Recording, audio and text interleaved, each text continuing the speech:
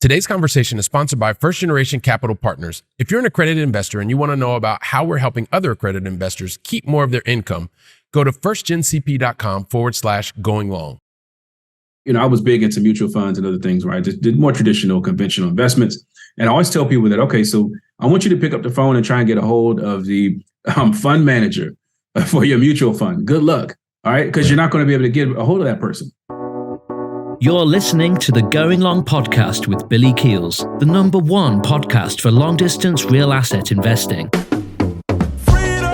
Welcome to the Going Long podcast. We're back once again to continue to help to educate you so you feel much more comfortable as well as confident investing beyond your backyard. And yep, I'm your host, Billy Keels, and I am super excited to welcome you back to another episode with today's amazing guest. And like, if you're in the oil and gas industry and you've been trying to figure out like how you can make even more real assets work for you, like this is definitely an episode you're going to want to listen to until the very end.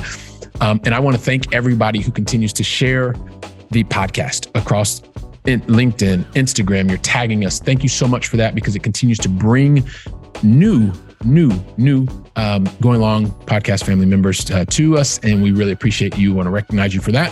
And also too, you know, if you still want to think about leaving that review, we'll go ahead and stop thinking and go ahead and do it. We've even had a little video here on Spotify and Apple podcast platforms. You can do that. And also too, if you want to find the previous episodes, just go to firstgencp.com/podcasts. You can find every single episode. Once again, it's firstgencp.com/podcasts. And you can find every single episode that has ever been released. So with that, like I said, if you've been in the oil and gas industry or you're in an industry where you're just thinking, hey, listen, I've got a lot of deep knowledge and I know that there's some things that I can be doing beyond Wall Street, like today's guest is really going to give you some insight into how you can make real assets work for you. He is the principal at Birch Prosper, and we're going to get to the conversation that we had with Mr. Brandon Jenkins, and we're going to get to that just after this. Are you a busy, high-paid professional, someone who's made $200,000 the previous 2 years and also expected to earn $200,000 this year? Or maybe as a couple, you filed jointly and you've earned $300,000 the previous 2 years and also expected to earn $300,000 together this year. Or maybe yourself or as a couple, you have $1 million in net worth, not including your home. Well, if you meet any of those criteria, then the IRS considers you to be someone who is an accredited investor. And so that probably means you're a top producing software sales executive, or maybe you're a highly paid consultant. Maybe you're a lawyer. Maybe you're a doctor or a business owner. You may even work for a professional sports franchise. Well, one way or the other, you've done a lot of really hard work to get to where you are. You've done 100% of the work. And nowadays you're continuing to get crushed by taxes. And that means you're only bringing home 50% of the reward.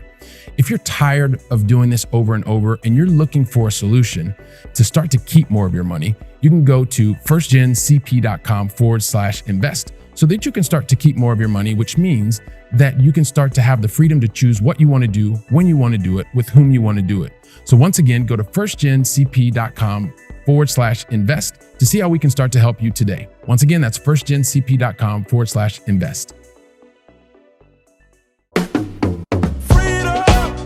So you know what? If you'd like to understand how combining your corporate industry experience can help you solve other people's problems when it comes to achieving long-distance investing success, then guess what? Today's the conversation that you're going to want to listen to until the very last word. I promise until the very last word. You know why? Because today's guest, listen to this, not only had early life experiences supporting in the management of crisis situations. That's key. He also had professional experience in the oil and gas industry with some market-leading organizations, and I'm sure he's going to tell us a little bit more about that. And guess what? He's got these dynamic skills in things like full-stack web development. That's super intriguing. He is also the host of the super popular podcast, the Capital Stack Podcast, and he is the principal of Birch Prosper. Gives me great pleasure to welcome to today's conversation, Mr. Brandon Jenkins. Brandon, welcome to the show, man. Thank you so much for having me, Billy. It's a pleasure to be here, and really in awe of your production and the value that you add to the space. So I'm happy to be here. Thank you. Hey, thank you very much, man. This is a team effort, man. This is all a team effort. So they just they let me get in front of the camera and in front of the audio and just kind of have wonderful conversations with guests like yourself. Brandon, I want to jump right into it, man, because you know you're going to get 5 questions. Actually, you're going to get a lot more than 5 questions, but at least 5 questions. So help us understand, man. Where is it that you call home in the U.S.? Absolutely. So I am in Washington, D.C. I was born and raised here in the nation's capital. Went to school here. So I went to Howard University, both undergraduate and graduate. And so by degree, I'm a chemical engineer. I spent 10 years in Houston, Texas, which is actually kind of where a lot of my story with regard to this space kind of started. But I worked in oil and gas for some time and then came back to Washington, D.C., where I now live with my wife and 3 children. And so, but for anyone who's kind of familiar with this area, D.C. is relatively small, but I live in Southwest D.C., right near the waterfront. So it's kind of where the down the street from the monuments. So good place to be in the area here. Yeah. All right, fantastic. So the nation's capital, near some monuments, and also I'm sure we're going to talk a little bit about that experience you did 10 years living in Houston, Texas, or in Texas. I used to live in Houston, but that's a whole different story. We'll talk about that afterwards. So here's the other thing, Brandon. I love positivity. And so I would love for you to share with us, what's the most positive thing that's happened to or for you in the last 24 hours? I absolutely will share that. So there are 2 things that I want to share. One is I made my bed this morning. Okay. And, honestly, I forgot the name of the gentleman who made as a famous speech on that. But I couldn't agree more that the impact of changing your bed, as simple as it sounds, it gives you a victory or a win, I guess you can call it, first thing in the morning. For me, is a reminder that every day we really can start fresh and we really can start new.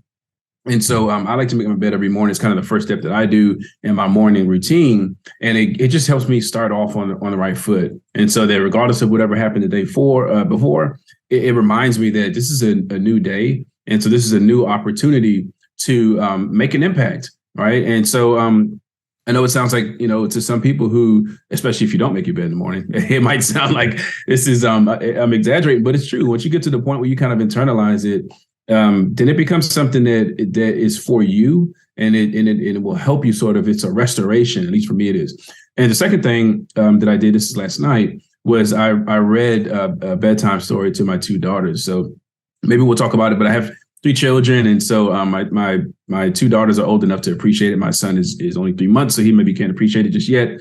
But I read a bedtime story to them, and for me, it really helps sort of set the tone for them in the morning. And I just believe that as adults, there's actually a lot that we can glean from the behavior and the attitude, the positive. You mentioned that you like positivity. And so I actually think that the positivity that children exude is something that we can learn a lot from. So those are the 2 things. I made my bed and read my children a bedtime story last night.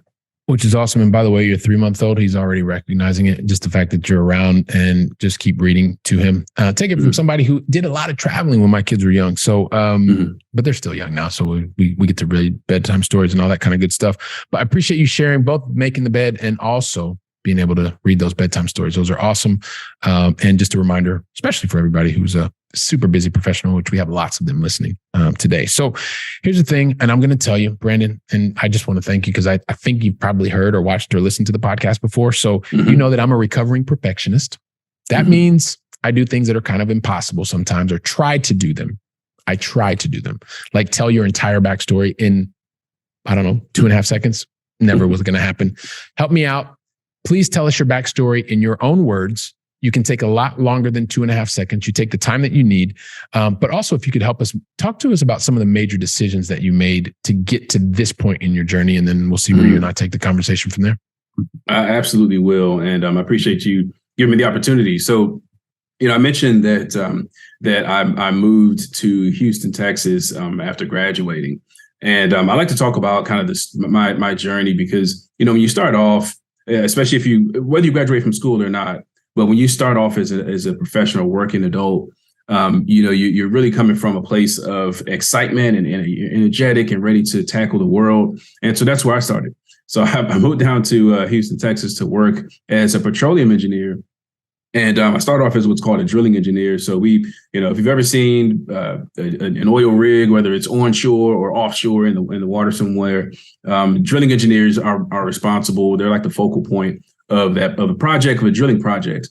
And so I sort of cut my teeth in that space where it's a bit of project management, it's risk management, it's engineering, all these things. And then I shifted from that role to what's called a reservoir engineer, which kind of is a little bit closer to the balance sheet. So you kind of take in some of the inputs from different parts of the business, and then you can sort of translate that into what the value of the assets are on Wall Street, really. So as much as I love the oil and gas business, as much as I enjoyed the projects, I enjoyed the people, for anyone who is familiar with that industry, you understand that it is very volatile. You understand that it's tied to a commodity. And so any adjustment in the price of that, per barrel, you're going to see a reaction in the marketplace. You're going to see a reaction as far as headcount is concerned.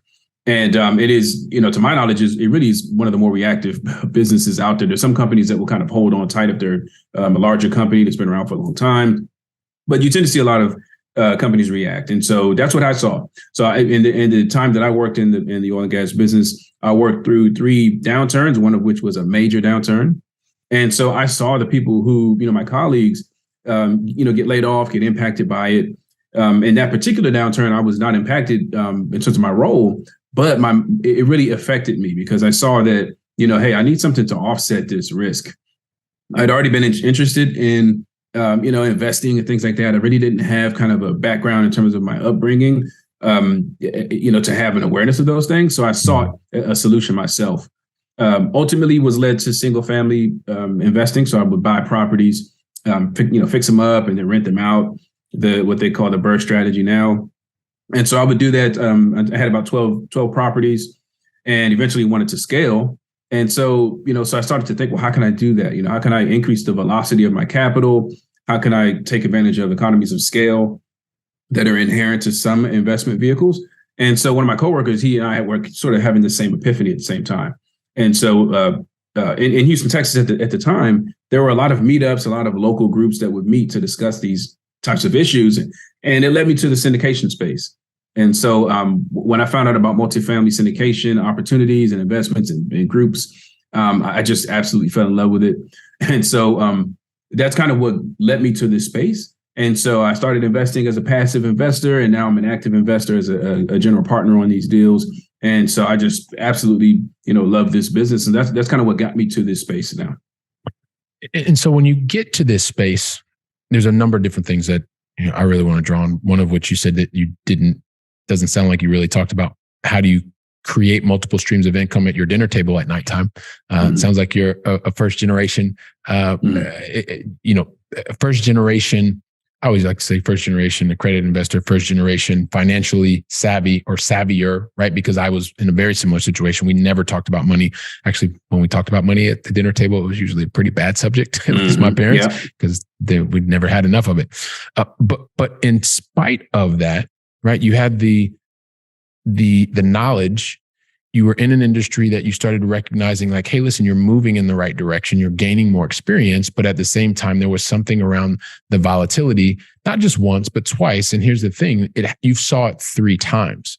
So you were able to work through that. You were able to recognize, and this is maybe me extrapolating a little bit, the things that were positive about where you were, the things that were negative, and you did an overall and said, hey, look, you know what?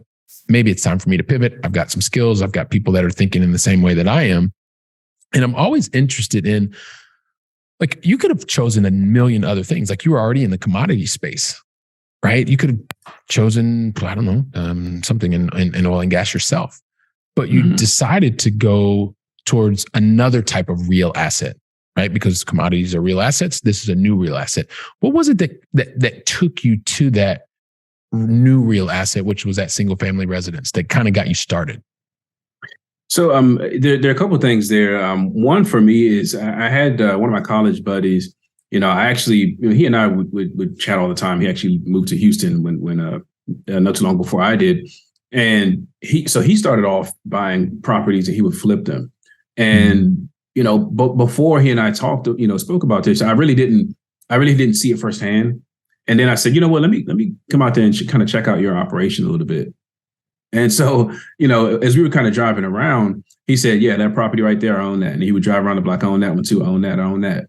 And so it just immediately clicked to me to say that, this is what I want to be a part of. Now, after that, I started to sort of seek out education, right? So I started to listen to podcasts. I started to read books. I started to, do all these things to educate myself, take courses. Until I felt really comfortable with it. And I'll say something else too. So when I was in undergrad, I remember This was back when you could get a CD for like 5-6%. I think it was like a 3-month CD or something like that. It was a very relatively short term with a high interest rate back then. Mm-hmm. And I remember I had gotten to the point where I saved up $2,500 and I was in undergrad, which to me was just a ton of money at the time. That's what I was thinking. And so I take my money down to the bank and I say, hey, look, I want to get a CD. And they sat me down and said, okay, good. It's a really positive thing. You're a young guy getting started.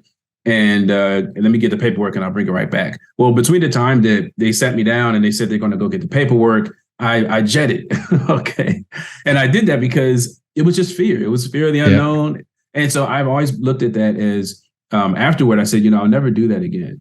I'll never have kind of an opportunity that, because I did some research. I didn't, and so I felt comfortable going in, but I just got nervous and fearful and left. So those are the two things. One is it was seeing it for myself. So I saw my like I said, my college buddy, I saw that he had done it and I had success with it. But then also because of what I experienced long ago, I knew the value of taking action. And so those two things are really kind of the reasons why I ended up going down that path. And then also, of course, naturally, the other reasons why real estate makes a lot of sense, right? Passive income, depreciation, so you get tax benefits through accelerated depreciation. You get appreciation if you're in the right marketplace. You get the benefit of leverage, so you can increase your purchasing power. So all those things, to me, it makes the real estate asset class very attractive, and I haven't looked back since. That's fantastic, and I think we've all been in that spot where when you don't have enough knowledge, everything is scary. Right. So you got up and left and you were like, I thought I came in here feeling like I was going to do this. And then like at the last second, I just kind of I got to get out of here. I don't have enough knowledge, but it is the importance of knowledge and putting that knowledge into practice, right? That's where you actually gain experience. And it's the experience that helps us to either move forward or sometimes not move forward. But usually those experiences are the ones where we grow and learn the most. I mean, I told many times the story. I lost $25,000, or I got a $25,000 experience that I will never, ever, ever repeat. And I always share with other people. So I paid full price for that so that other people in the future don't have to pay full price for that. There you go. It's kind of one of those things. So I appreciate you helping us understand why you moved into this space. I also want to draw on your previous experience, right? Because we have a lot of people who are working professionals that think, you know what, I like my job, or maybe I don't like my job, and I want to do something completely radically different. And I always want to remind them that, hey, listen, even when you're going into your job every single day, there's a lot of skills and skill set that you have the potential to build. And it's up to you whether or not you're building it. So I would love to know, when you think about the oil and gas industry, the different experiences that you had, and you talked about drilling and you talked about reservoir engineer, if I understood you correctly, like what are some of just the overall in that 10 years of experience that you now see that are really helping you in the new space with Birch Prosper today, and the way that previous experience, you are in fact leveraging it to help others?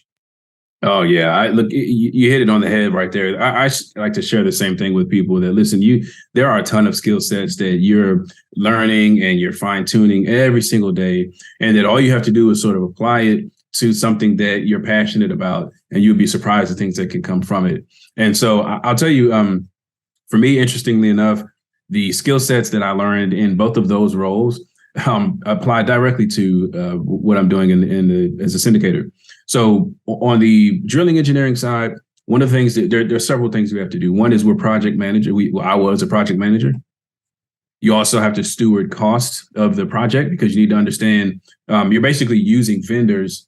I'll kind of give a quick summary here. So in the drilling process, you have a drilling rig, right? You have equipment on site, you have drilling fluid, you have cement, you have all these materials, you have all this personnel that you're using, and it's a team effort in order to successfully achieve the objective, which is to drill a well right into the reservoir and then to extract the resources that way. So you need to understand how each piece of the puzzle, how each team plays a role in the overall project. You also need to understand the risks associated with each group. So they might have certain types of personnel or equipment they bring on site, to where it could be a safety risk. There could be some financial risk if there's equipment damage. There could be the skill level needs to be at a certain place, because it could be a higher risk activity than another one, right? You might need to have. And the other thing is, there are a lot of moving parts. but you need to understand how this piece upstream here affects something that's way downstream. So you have to have a picture of the overall process, right? So if I compare that to the apartment acquisitions and operating business, I need to understand, well, how does the financing impact the deal? How does the general contractor, the property manager, in the subs, how do they impact the overall success of the project? How does the market what do the jobs look like right now? What's the population growth look like? Is it in the path of progress? So I have to have all these elements and things that I understand and I take in to say, okay, this property is in the right spot. It has the right tenant base. This market has the right growth that I appreciate my investors like this kind of market and project. And so I'm going to go forward on it. And then also as a reservoir engineer, a lot of what I did was risk evaluation. I did asset valuation. So I had, a huge analytical role in that. And so a lot of people don't like to deal with spreadsheets. I love spreadsheets. I love doing risk analysis. I love scenario analysis. People talk about Monte Carlo. If you're familiar with data analysis, I love that stuff.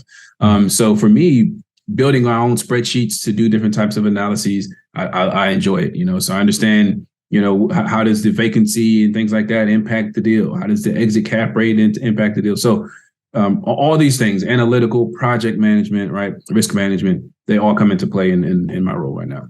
Fantastic. So this is once again, you're leveraging something that you spent a decade doing, right? And you're actually now applying that similar type of skill set to a new scenario, right? So the same thing. I've spent almost 3 decades in big multinationals, and I've seen from different perspective, like how those skill sets that I was building for almost 3 decades are also helping me today in different ways, right? Because we all have different experiences, which I think is fantastic. So appreciate you giving us some insight there. And Brandon, I also I would love for you to talk, because you've made this transition, right? You've been on the active side, you've passively invested, and then you're also the good steward, as you mentioned, with others in your current role. So talk to us about that person who's thinking, well, you know what? Should I be an active investor? Should I be a passive investor in real assets? What do you say to that person? Because that person's kind of trying to figure out, they know Wall Street's not the thing for them, but they just don't know. Like, they're doing their job, they like it, they're making a lot of money, but they also want to be able to have control. Talk to us about what your perspective is on that active versus passive investing and things to think about. Well, I'll tell you one thing. One thing that I like to say is, so I've been a limited partner or a passive investor in the syndication deal. So I've been a limited partner in 11 deals. And so now I'm an active investor. But I'll tell you that one of the things that I really appreciated about being a limited partner in these deals was, first of all, it gave me a front row seat in terms of the view as far as how the investors conduct their business, how they communicate, how they implement the plan to improve the asset. But one of the things that I really loved was that I could pick up the phone and I could get a hold of the operators. I could get a hold of the general partners, right? The leadership team, the active investors in the deal, the ones who were doing the asset management. I could have a conversation with them. I could say, hey, look, I got this month's report and I wanted to ask you a couple questions about it. So prior to that, I was big into mutual funds and other things, right? Just did more traditional, conventional investments. And I always tell people that, okay, so I want you to pick up the phone and try and get a hold of the fund manager for your mutual fund. Good luck. All right. Because you're not going to be able to get a hold of that person. All right. But you can do that if it's a syndication opportunity. And you can say, hey, listen, I want to meet. I want to, let's grab coffee. Let's have lunch. Let's talk about it. Or you can do a virtual meeting, whatever it is. And most of them, at least in my experience, they will gladly say, sure, let's talk about it. Now, for the people who, if you're considering getting into the active space eventually, I usually tell people, hey, you want to start off as a passive investor before you make the transition. Because in my opinion, I think it pays dividends, and it's an earn while you learn kind of scenario, right? So you're earning return on your capital while you're understanding how things work, and how a project gets executed and how they exit, these kinds of things. So that's typically what I will tell people is, like, you want to be a passive investor first. You want to understand the ins and outs. You want to sort of get over. There's still that knowledge and fear factor that just like anything else.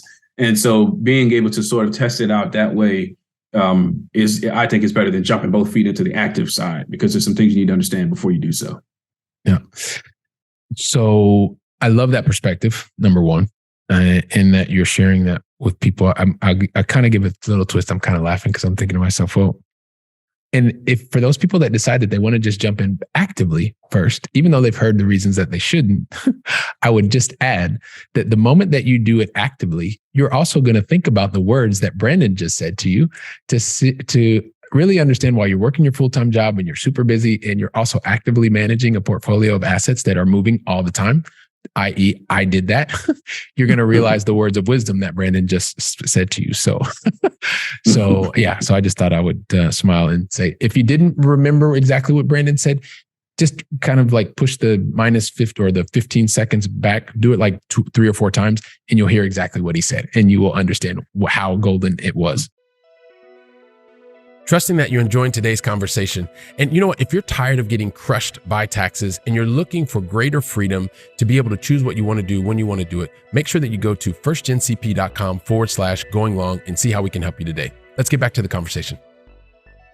One other thing, Brandon, because before we get into the going long final 3, I know that for one of the things that you also put a lot of time and focus on is really the abundant mindset, right? And having this mindset that is abundant, which sometimes it sounds like really, really easy to do. But I know that for me, it's always an exercise in continuing to be abundant, because where I come from, I grew up in scarcity mindset. Not that it was anything that was done purposefully. It's just what happened. So talk to us about, for you, the importance of having this abundant mindset and also being able to actually make that abundant mindset a reality. Yeah, I think that is probably one of the most important things that you can have. I believe in this and any venture. And so when you have because I was the same, right? I was raised sort of with a scarcity mindset, and I don't think it wasn't intentional. So kind of the same situation. But when you have a scarcity mindset, and you start to go down the path of wanting to build wealth and wanting to grow a business, I think that inherently we think that my success means someone else's failure. And that's if you decide to start down the path of wealth. If you don't decide to do so and you say, well, I have a scarcity mindset, that means that someone else has it, which means that I can't achieve what it is that I want to achieve. So both perspectives are wrong and are not healthy. Having an abundance mindset, in my opinion, it just, to me, is huge, especially in this business, because it's a team environment. So you start off on, for me, I started off as a single family investor. And I think that, you can kind of do that as a solo investor sometimes, but when you shift into larger asset classes, larger projects, you're going to want a team around you. And so I believe that it pays to have an abundance mindset, because you're open, you're sharing, you're giving, and therefore you sort of, in turn will receive eventually. You don't give in order to receive. But that's just the way things work, right? It's just that you focus on giving, you focus on making an impact, you focus on benefiting the lives of your investors, the communities where you operate, and then in turn, you get to sort of benefit from having an abundance mindset, being open and sharing. And so I just think that that's a better way to grow wealth than trying to fight over scraps and trying to take things from everyone else around you, and being sharing and open. So I've been pleasantly surprised to find that is how this space operates for the most part. And so that's one of the things I really enjoy about it. All right. Well, fantastic. I appreciate you sharing that and just the transparency around it, right? It's not something that is every single day. It's super easy to do. It's just the constant reminder, and how you can put that into practice, that abundant mindset, and the benefits that it can provide, not just others, but also to yourself, in terms of being able to have that feeling. So here's the thing, Brandon, before we jump into the going long final 3, can you just do me a favor real quick? Can you tell me how you're helping others with Birch Prosper, please? And then we're going to get into the going long final 3. How are you helping others, and who are you typically helping today? That's a good question. So one of the things that I have, so I'm here in the DC area, like I mentioned, and I have a meetup here. And I've been so when I lived in Houston, there were tons of these meetups where people were sharing information about how to invest in apartments, how to build wealth through this asset class. And when I moved back here, and it might just be a fallout from the pandemic. I don't know, maybe they dropped off, but there weren't that many meetups here. So I thought, well, let me start one. And And I really, really enjoy it. So we meet up once a month. It's in person, and folks come out, and obviously it's a free meetup. And so sometimes I'll have a speaker come out and talk about a specific aspect of the business. I'll talk. I'll lead in with a 15, 20-minute talk about a specific asset of the part of the business. I'll give them things like limited partner calculators. I'll give them different sheets and things like that to help them understand what it means to build wealth here. Mm-hmm. And so for me, giving back to people by directly showing them how they can build wealth in this space, regardless of which path they take, that's something that for me is huge, because I like to show people directly that, hey, this can benefit you, can benefit your family, and you can achieve time freedom, financial freedom, location freedom, as long as you have sort of the right guidance. And so that's one of the things that I'm doing to help people here. Okay. All right. Fantastic. Well, I appreciate you letting us know that and being able to meet up with everybody once a month and do that face to face. I'm sure you'll talk a little bit more about that here in a couple of minutes, but we got to get into the going long final three. And the thing is, Brandon, I never ask any of our guests, and today you're our special guest, any of the going long final three, unless you tell me that you're ready. So are you ready? I'm ready. Let's do it. You're born ready, man. I knew you would be ready for this. So here we go. So we started with you over in DC. Southwest quadrant, I think you said, of DC. And I'd like to bring things back for this guy who's from Columbus, Ohio, to this side of the pond, which I've called home for the last 22 years, which seems absolutely unbelievable. And so I'd love for you to share with me and the Going Long family, what is your favorite European city that you've either visited or is still on your bucket list to visit? So I'll say one of them is Madrid. So years ago, did you hang on a second. Did you just say Madrid? No, I'm kidding. I sure did. I'm kidding. Yeah, Madrid, go ahead. Tell the story. Well, so years ago, my wife and I, we went to Madrid and Barcelona. And one thing that's kind of funny is just before our trip, maybe like a week or so before, I had a knee scope done on my knee. And so the whole time I'm there on crutches. And I remember my wife was so upset with me for having poor planning and planning a surgery right before we head out there. But yeah, I mean, I really enjoyed it. We got to see a lot of, like we would hop on the kind of the local bus there and just travel from site to site and go to some of the museums. I mean, it's a long time ago, but really, really enjoyed it. We have a few more on our bucket list, but for us, that was a really good trip. All right. Madrid. Fantastic. So Madrid, wonderful city, by the way, just because I live in Barcelona, it's like the normal thing, like everybody's soccer here and all this other kind of stuff. But anyway, that was just a joke, especially for everybody listening from Madrid. Hola, ¿qué tal? So going into question number 2, right? And this is I'm just going to ask you the question. So everybody, I'm not going to play the joke with Brandon because he's listened to it and all that kind of jazz. Listen, man, successful people make a lot of mistakes, but they're known for the successes that they make. And I tend to believe, Brandon, that it is because successful people are trying so many different things, but they do things that are very different than the rest of the population, i.e., when they make relevant mistakes, and this is important, like the relevant ones, not just the things that don't matter, but they're constantly analyzing, looking at, and they make the relevant mistakes.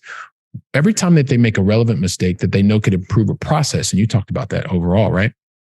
They do something that's spectacular, is that number one, they learn from the mistake, and then they put different strategies, tactics, and actions in place to minimize the probability of that happening again. So I don't want you to think about all of the different mistakes or learning opportunities or however you want to call them. What I'd like for you to think about is, what is the one lesson that you know that the entire Going Long family needs to hear from you today, something that you paid 100% for, and you want to help them to minimize the probability of that exact same thing happening to them? What's the one lesson? I'll give you the one lesson. So for me, what not a lot of people know about me is I'm a digital content and digital products creator, and I really enjoy it. I created a full and an entire single family rental course, and without telling a soul. Okay, so I didn't do any kind of pre-selling. I didn't do any marketing. I didn't do anything to kind of say, hey, the worst of it is I didn't survey my intended customers. I didn't say, hey, what problems are you having that I can solve? But I went ahead and created the whole course. And so the reason I'm sharing that is because it's my belief that regardless of what you do, I think that everyone should invest in tangible assets, is my thought. But I think that at the very least, everyone should take full advantage of what we have available to us now, which is to create digital products, because you can earn a passive income, earn different streams of income at scale. So I believe that everyone, regardless of what your business is, I think you should do this. But You have to do it the right way.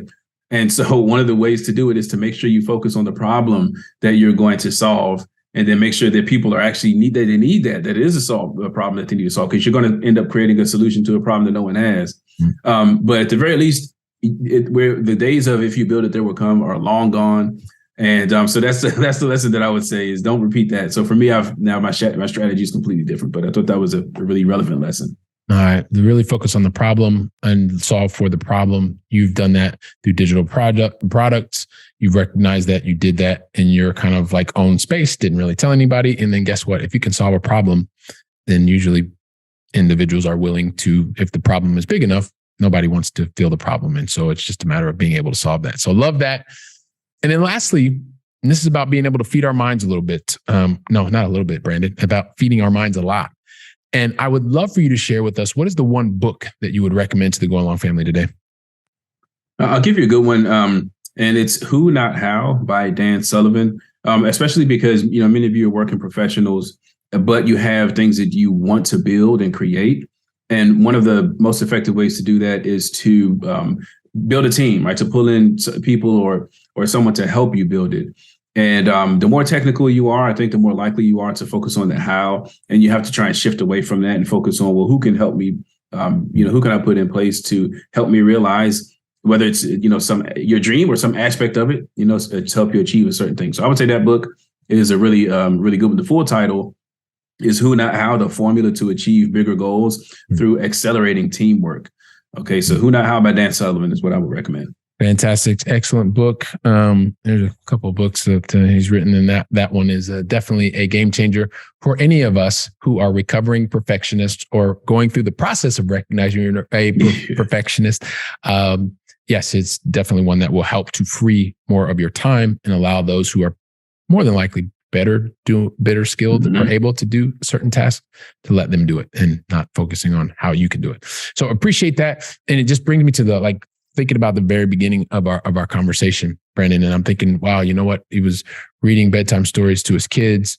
This guy was a chemical engineer who decided he was going to leave his hometown, go spend 10 years getting different types of experience in the oil and gas in the oil and gas industry, really building that expertise, recognizing that, hey, listen, this expertise, not only have I seen kind of this particular industry go through its ups and downs, not once, twice, but thrice, 3 times.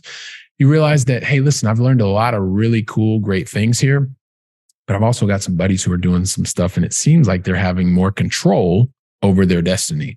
And I can leverage a lot of the things that I've learned here. I can put it into my own business to be able to help others who are like me solve problems. Guess what? I was even so good at it that I built this course, didn't tell anybody about it. And then I'm sharing this with you that's probably not a good thing to do. And from there, you're also having your own meetup in the DC area, getting people together, and through Birch Prosper, you're really helping others. So like the whole Going Long family is like, Billy, just shut up, please, and ask him the question. So here's the thing.